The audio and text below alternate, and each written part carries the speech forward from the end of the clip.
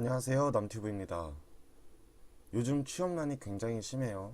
다들 대기업 가기를 원하지만 그 문은 굉장히 좁고 한정적이고. 자, 그러면 오늘은 대기업 합격 자소서 과연 어떻게 써야 되는지 한번 얘기를 해보도록 하겠습니다. 네, 일단 저는 2019년 상반기 SK 하이닉스와 CJ 제일제당 두 군데 서류를 넣었고요. 두 군데 다 서류를 합격했습니다.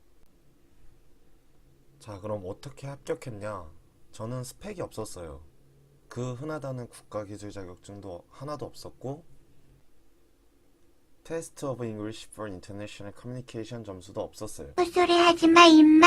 네, 토익을 얘기한 거고요. 자, 그러면 지금부터 어떻게 하면 자소서를 잘 쓸 수 있는지, 제가 어떻게 써서 대기업에 합격을 했는지 그것을 알려드리도록 하겠습니다. 질문을 다 한글 파일에 옮겨 적어요. 옮겨 적어서, 자, 이렇게 적는 이유를 말씀드릴게요. 일단 제가 생각나는 대로 써볼 수 있어요. 한글 파일에서 제가 생각나는 대로 적어보고 그거를 정리해서 나중에 최종본을 수정해가지고 올리는, 그래야 이제 깔끔한 형태의 자소서가 나오거든요. 자, 이렇게 질문을 다 적어놓고 질문의 의도를 파악해요. 예를 들어 스스로 높은 목표를 세워서 달성한 경험에 대해 써주십시오. 목표를 세운 과정, 목표를 달성하기 위해 자신이 기울인 노력, 어려웠던 점, 실제 결과를 구체적으로 작성 바랍니다. 자, 이런 질문에서 키포인트를 찾아내는 게 가장 중요해요. 여기서 키포인트는 뭘까요? 이 부분을 잘 보세요. 목표를 세운 과정, 목표를 달성하기 위해 자신이 기울인 노력, 어려웠던 점. 저도 정답은 아니지만 이렇게 생각했어요. 목표를 세워 달성하기까지의 계획과 계획을 진행하면서 문제 발생, 해결 능력, 이런 내용이 들어가면 좋다고 생각했고, 제가 어떻게 답변했냐면, 어떠한 목표를 세우고 어떻게 투입 비용을 최소화하여 어떠한 문제가 있었지만 이런 식으로 극복하여 최단 시간 내에 목표를 달성하였다. 이러면서 남들과의 경쟁력을 한 번 더 보여주는 거죠. 자, 그리고서 어떻게 하느냐, 자기가 있었던 썰들을 다 적어봐요. 한번 여기 밑에다가 이런 식으로 전 직장 팀 프로젝트 경험이라던가 인턴 경험, 학교에서 했던 팀 과제가 있을 수도 있고, 그냥 학교에서 했던 과제, 아르바이트 경험, 해외여행, 국내 여행, 국토대장정, 군대 훈련, 뭔가를 배운 경험 다 몽땅 적어봐요. 그리고 나서 이제 가장 식상할 수 있는 얘기는 먼저 빼줘요. 예를 들어 군대 훈련, 군대 얘기 진짜 싫어해요.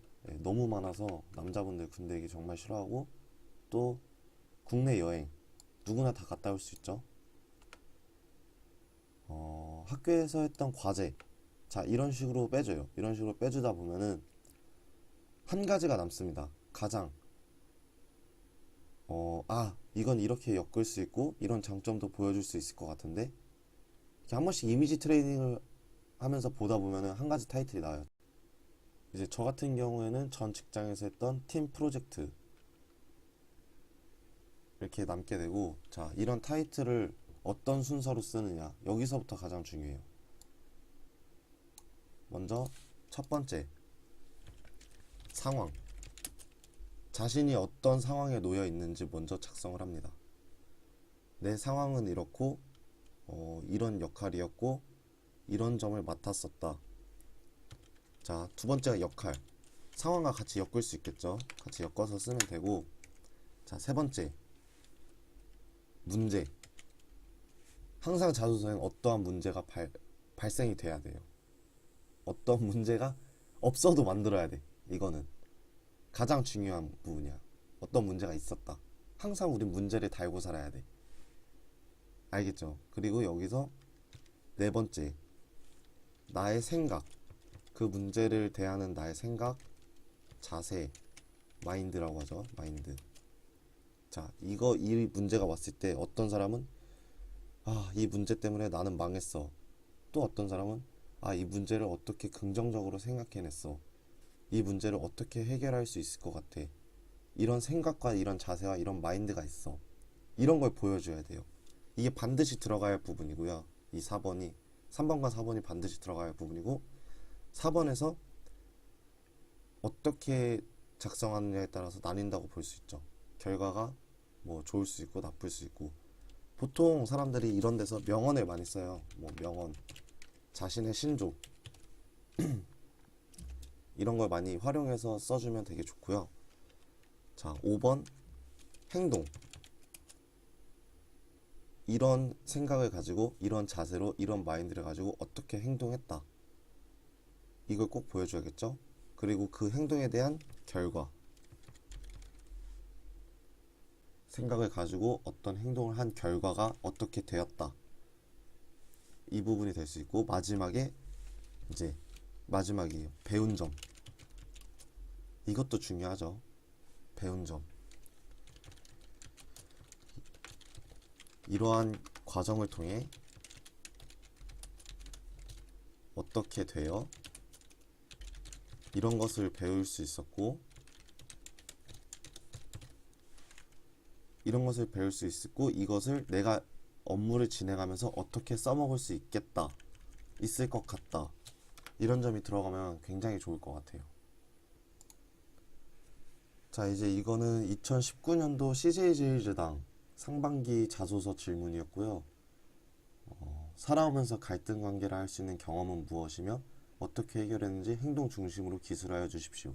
제가 진짜 쓴 내용이에요. 제가 이렇게 써서 이 문항을 이렇게 써서 실제로 합격을 했고 여러분들께 처음에 인증을 해드렸어요. 그 본문 그대로의 내용이고요. 제가 이렇게 칠해놓은 거 보이시죠? 이것도 그 당시에 칠했었던 거예요. 색깔 들어간 거. 제가 여기서의 질문의 키포인트를 무엇이라 생각했냐면 갈등 관계 그리고 해결했는지 행동 중심. 갈등 관계가 어떤 게 있었고 어떻게 해결했는지 어떤 행동을 했는지 그렇게 쓰면 된다고 생각했어요. 자, 먼저 제목을 보시면 완성된 건물 보이시죠? 되게 뭔가 있을 것 같잖아. 완성된 건물 하면은 호기심을 자극할 것 같고 그렇게 생각했었어요. 제가 처음에 뭘 쓰라고 했었죠? 상황과 역할.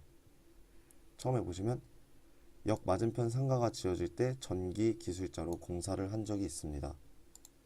상황과 역할이죠. 저의 상황과 역할이고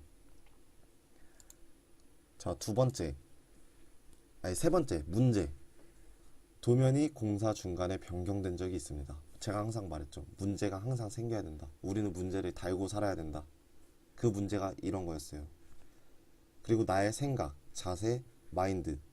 자, 이때는 명언을 사용하는 게 뭐 괜찮을 것 같다고 얘기했었죠. 저 또한 그렇게 했고 인간에게 가장 중요한 능력은 자기 표현력이며 현대의 경영이나 관리는 커뮤니케이션에 의해 좌우된다.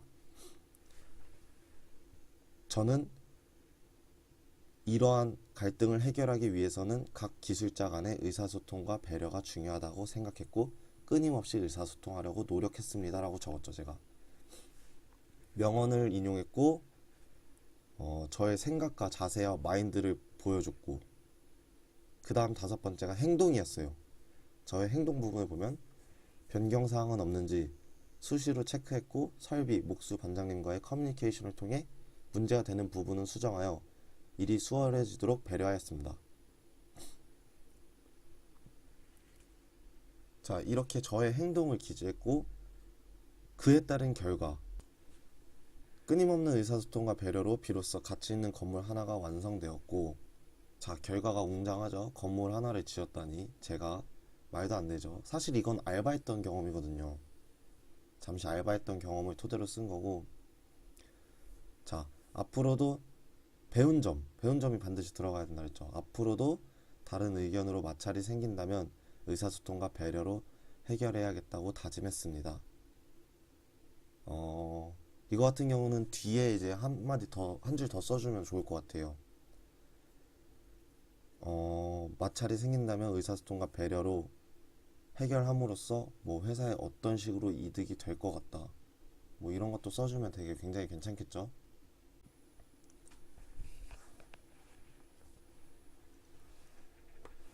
네, 모든 문항 이런 식으로 써주시면 되고요.